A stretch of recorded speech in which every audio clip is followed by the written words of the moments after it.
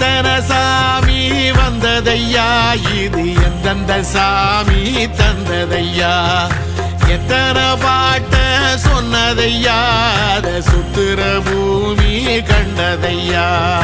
அடிச்சு வீசும் காத்துலையும் அந்த தகப்பனாச சுத்துதையா,